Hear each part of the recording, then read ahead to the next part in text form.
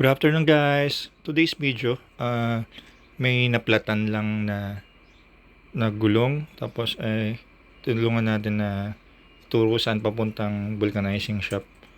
So ginaguide ko lang papunta doon sa area ng Bagumbong papuntang Kalye Industria para at least maayos yung gulong nila at makaalis na sila, so may pupuntahan man sila, at least makatulong man tayo. Si Motobanki, kahit saan naman willing naman hanggat kaya, o saan man kayo inaabot o may problema sa daan, at tinitigilan ko at ginagawa natin ng paraan para tumakbo man yung motor o sasakyan. So ayan po, kaliwa na po kami niyan, nag-aantay sa stoplight, papunta na po sa vulcanizing shop po yan. So dyan po.